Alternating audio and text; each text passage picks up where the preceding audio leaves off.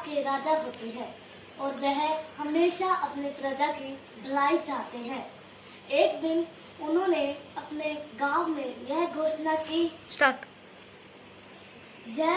की कि जो भी दुकानदार का सामान शाम को बच जाएगा वह राजा खरीद लेगा और अपने महल में रख लेगा। एक दिन उसी प्रकार वहाँ पर उस गांव में एक मूर्तिकार आया। वह मूर्तिकार शनि की मूर्तियाँ बेच रहा था और शनि की मूर्ति होने के कारण गांव वासियों ने वह मूर्ति नहीं खरीदी और राजा ने अपने शर्त अनुसार वह मूर्तियाँ खरीद कर अपने महल में रख ली। जब थोड़े कुछ समय पश्चात राजा सोने की तैयारी कर रहा था तो वहाँ पर एक मूर्ति प्रकट हुई। उस मूर्ति से राजा ने पूछा कि तुम कौन हो। उस मूर्ति ने उत्तर दिया कि मैं लक्ष्मी हूँ। तुमने अपने महल में शनि की मूर्ति को रखा है और इसलिए मैं यहाँ रहना नहीं चाहती।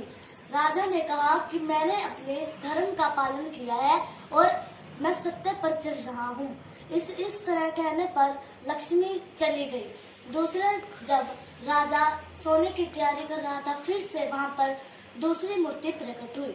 दूसरी मूर्ति को जब राजा ने देखा तो राजा ने दूसरी मूर्ति से पूछा कि आप कौन हैं।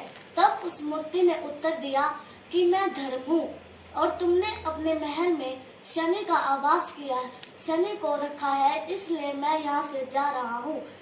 राजा ने भी धर्म को वही उत्तर दिया जो उसने लक्ष्मी को दिया था। फिर कुछ समय पश्चात तीसरी मूर्ति प्रकट हुई और जब राजा ने उससे पूछा कि आप कौन हैं तो तीसरी मूर्ति ने कहा कि मैं सत्य हूँ। जब राजा ने कहा कि जब सत्य ने यह कहा कि तुमने शनि की मूर्ति को अपने घर पर अपने महल में रखा है इसलिए मैं यहाँ से जा रहा हूँ। इस प्रकार राजा ने कहा कि मैंने अपने धर्म का पालन किया है और मैंने लक्ष्मी और धर्म को भी सत्य ही कहा है। इस तरह कहने सुनने पर सत्य महल में रह गया और सत्य के महल में रहने से लक्ष्मी और धर्म भी वापस आ गए और इस तरह से हमें पता चलता है कि सत्य की जीत होती है। Thank you.